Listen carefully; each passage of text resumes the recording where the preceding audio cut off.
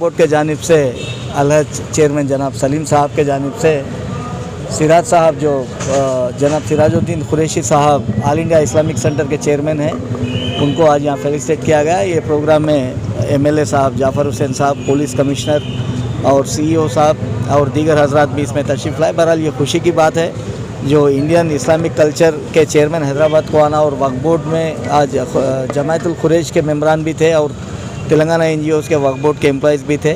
कई चीज़ों पे बात हुई और जो सरकारी मुलाजिमीन के मसाइल जो यहाँ पर वक्फ बोर्ड में है तो वो भी मुकम्मल तरीके से इंशाल्लाह आने वाले हफ्ते में भरपूर तरीके से उसको भी सॉल्व करने की बात की गई। बहरहाल आपके जानिब से मैं सलीम साहब को और उनके जो भी मेंबर्स हैं उनको मैं मुबारकबादी पेश करता हूँ, और आपके जानिब से मैं ये भी तवक्को रख रहा हूँ कि वक्फ बोर्ड के जो जायदाद हैं इंशाल्लाह सलीम साहब के सदारत में मुकम्मल तरीके से सेफ रहेंगे। Thank you very much. मैं ये किताब इसलिए भी नजर कर रहा हूँ कि इंडिया इस्लामिक कल्चरल सेंटर जो दिल्ली में है, लगभग 18,000 स्टूडेंट्स वहाँ से तालीम लेकर सोसाइटी में अलग अलग नौकरी अलग अलग, और आने वाले वक्त में हजारों ऐसे स्टूडेंट आएंगे जो वहाँ से तालीम हासिल करके सोसाइटी को सर्व करेंगे। इसलिए मैं चाहता हूँ कि हैदराबाद में जो हम लोग छोटा छोटा काम किए हैं उसका थोड़ा बहुत उसके बारे में थोड़ी चर्चा दिल्ली में भी होनी चाहिए।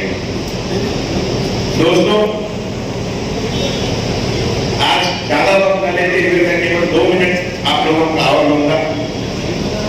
हमारे सोसाइटी में, हमारे देश में एक बहुत बड़ी खूबसूरती ये है कि यहाँ ऐसे ऐसे लोग हैं जिन्हें देखकर, जिनके बारे में जानकर खुद को एक इंसान मोटिवेटेड फील करता है।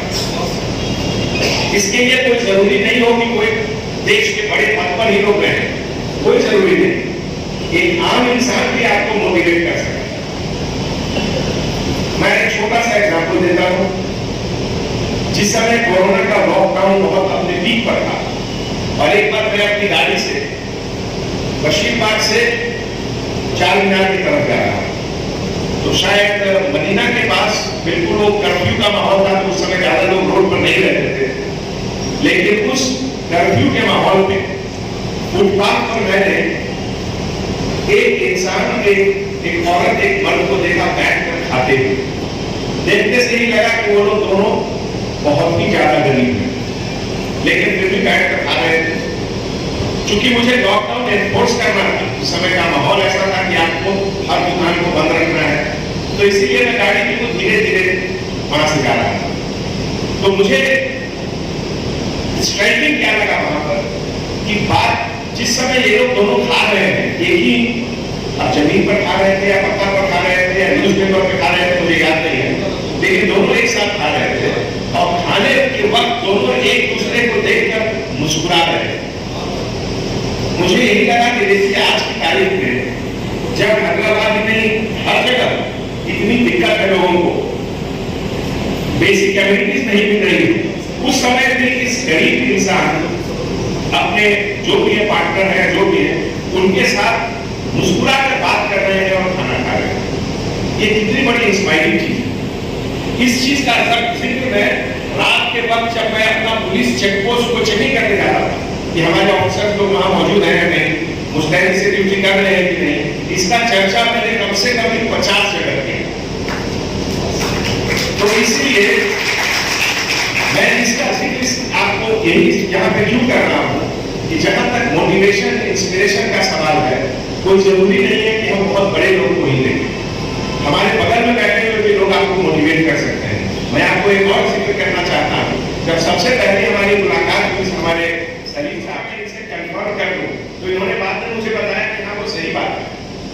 बहुत पहले की बात है जब ये कुछ ज्यादा जवान हुआ करते थे, अभी बुरे नहीं है, अभी तो आपको शायद विश्वास न हो, ये एक बार हैदराबाद से विशाखापट्टनम या उड़ीसा ट्रेन से गए और रास्ते में इन्होंने कलकत्ता गए, प्लेना बंद थे तो कलकत्ता गए।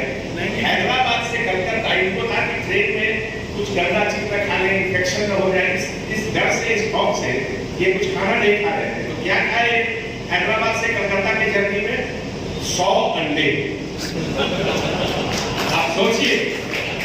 यही नहीं, एक और बात इनके बारे में बताना चाहता हूं कि कितने हजार किलोमीटर साइकिल चलाया, 2 लाख किलोमीटर साइकिल चलाया। आप सोच सकते हैं। तो मैं इसलिए कह रहा हूं कि जब जुनून अंदर हो, जब अंदर एक काम करने का एक जज्बा हो, तो आप कुछ भी कर सकते हैं। दोस्तों, वक्फ बोर्ड जैसा कि हमने तकरीर में सुना कि हजारों एकड़ जमीन आने वाले 10 नस्ल के लिए बचा कर रखा गया है। ये बहुत बड़ी चीज है, क्योंकि हिंदुस्तान हम लोग एक बहुत ओवर पॉपुलेस कंट्री है। यहाँ पॉपुलेशन बहुत ज्यादा है, इसलिए जमीन के ऊपर प्रेशर हमेशा बहुत ज्यादा रहता है। और ऐसे हालात में अगर वक्फ बोर्ड जैसी ऑर्गेनाइजेशन जमीन बचा कर रख रही है, तो ये बहुत बड़ी चीज है। और मैं कहता हूँ ये नेशन बिल्डिंग का एक कॉन्ट्रीब्यूशन है। और इसके लिए तमाम वक्फ बोर्ड के सभी जो अफसरान हैं, सलीम साहब के लीडरशिप में, हमारे शहनवाज साहब के साथ जो काम कर रहे हैं, सबका मैं बहुत बहुत शुक्रिया अदा करता हूँ। और आज जो आप यहाँ बुलाकर हमारे लिए हमारी हौसला अफजाई किए हैं, ये मैं हैदराबाद सिटी पुलिस के तमाम 16,000 कांस्टेबल के बिहाफ पर मैं एक्सेप्ट कर रहा हूँ। और 18 साल से इंडिया इस्लामिक सेंटर है, वो कोई मांग की बात की है। दिल्ली में हर पार्टी के लोग वहां पर आके टच करते हैं, मगर कोई पार्टी से आज तक मेंबर नहीं बने हो, कोई पार्टी से नहीं। मगर केसीआर साहब के बारे में जो है ना, बहुत अच्छी राय रखते हैं। केसीआर साहब आज हमारे ऐसे सीएम है, इंडिया में सब लोग सेक्युलर बोलते हैं, मगर सेक्युलर कोई नहीं है। सिर्फ केसीआर साहब, केटीआर साहब, ये लोग की गवर्नमेंट सेक्युलर है। हिंदू, मुस्लिम, सिख, ईसाई सबको लेकर चलने वाली गवर्नमेंट एक ही है। क्योंकि आप लोगों को मालूम है कि केसीआर साहब की गवर्नमेंट में इमाम मौजूद को भी 5,000 रुपए कोई भी नहीं आज तक इंडिया में। यहाँ पर 10,000 मस्जिदों को आज दे रहे हैं लोग, और 5 से 6,000 एप्लीकेशन वेटिंग में वो भी क्लियर करेंगे केसीआर साहब के गवर्नमेंट में। और ऐसे कई स्कीम्स हैं। और वक्फ से भी मालूम हम लोग 36 एकड़ जमीन जो है 35 स्कूलों को दिए, 28 स्कूलों को। तो ऐसा करके हम लोग जो है ना, थोड़ा सा काम वक्फ का भी होगा। हमारे गवर्नमेंट की सपोर्ट है, और हमारी पुलिस जो है फ्रेंडली पुलिस है। आज आप देख रहे हो कि कहीं भी दंगे साल हो रहे, यहाँ पर हैदराबाद जितना पीसफुल है। रात के 2 बजे भी हमारे माँ बहन निकले तो कंफर्टेबल जा सकते, घर को आ सकते।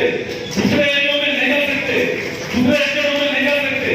यहाँ की पुलिस फ्रेंडली पुलिस, और पुलिस हर चीज पर नजर रखेगी है। यहाँ पर बहुत अच्छा आदमी, बहुत खराब है, तो यहाँ पर नया नाटक कभी खराब हो नहीं सकता। और अंजलि कुमार साहब के दौर में कभी भी ऐसी गलत 4 साल का पीरियड होने आएगा। आज तक 4 साल कोई कमिश्नर रहे थे अंजलि कुमार साहब थे, और हो सकता है अल्लाह ने उनको डीजी भी बना दे, क्योंकि केसीआर साहब दिल से चाहते हैं उनको। क्योंकि केसीआर साहब जो है, केसीआर साहब की गवर्नमेंट में काम करने वाले की कदर है, खाली घर में बैठ के टाइम पास करने वालों की कदर नहीं है। काम करने वाले हैं तो उसको आगे की कैसा लेके जाना केसीआर साहब को मालूम है। क्योंकि मैं भी वक्फ बोर्ड सेकंड टाइम चेयरमैन बना, मगर मेरे को चेयरमैन का वो लेना तुरंत ही एक ही बार बसे बोले तो नहीं, केसीआर साहब बोले रहे भारत में काम कर रहे, आप ही रहना बोल के दिए। क्योंकि एमएलसी रहते हुए फिर बुला के चेयरमैन भी दिए। फिर अभी हम लोग एडमिन का जवाब लेके जा रहे थे, उस टाइम में भी बोले रहे आपको फिर चेयरमैन बनेगा, चेयरमैन कंटिन्यू करना है आपको। ऐसा मेरे को तुरंत किया, आप जो करते करिए, मगर चेयरमैन नहीं बोलता नहीं चाहिए। केसीआर साहब जो है फिर कंटिन्यू करना बोले, मगर अब अल्लाह की मर्जी है, पूरा उनके हाथ में। केसीआर साहब हमारे बॉस है, जो करना है वो उसके लिए वसूल करना पड़ता है हमको। आज के मेहमान खुसूसी जनाब सिराजुद्दीन कुरैशी साहब, जो प्रेसिडेंट है इंडिया इस्लामिक कल्चरल सेंटर नई दिल्ली के, और उसके साथ साथ ऑल इंडिया जन्नतुल कुरैश के भी जो सदर है, मैं सबसे पहले उनका इस्तकबाल करता हूँ सरजमीन हैदराबाद पर। और हैदराबाद सिटी के कोतवाल साहब, कमिश्नर साहब जनाब अंजलि कुमार साहब, जिन्होंने अल्हम्दुलिल्लाह पिछले 3 साल से ज्यादा रहे हैं।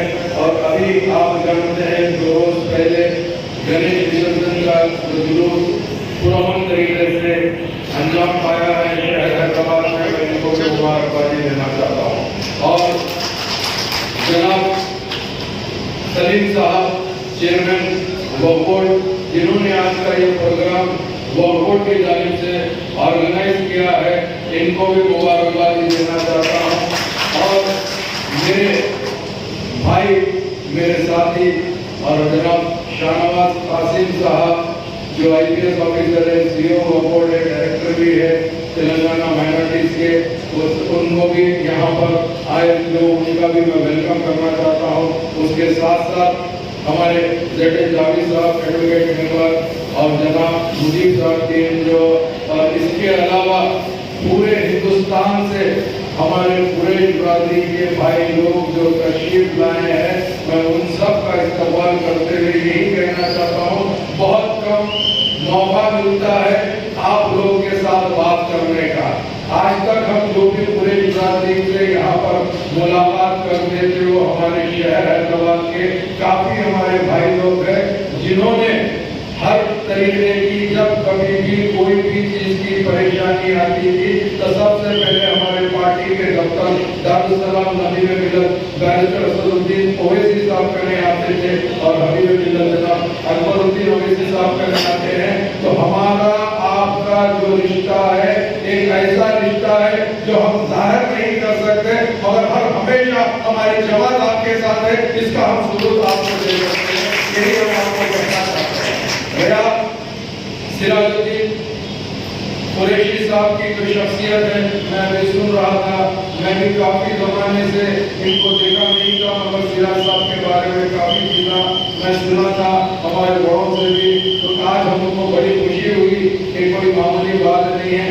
सिराज साहब जो इस्लामिक कल्चरल सेंटर नई दिल्ली के पिछले 4 टर्म से अगर है तो बहुत बड़ी बात है, इसमें बहुत बड़े अच्छा है। तो आज जो ये यहाँ पर वक्फ बोर्ड के अंदर ये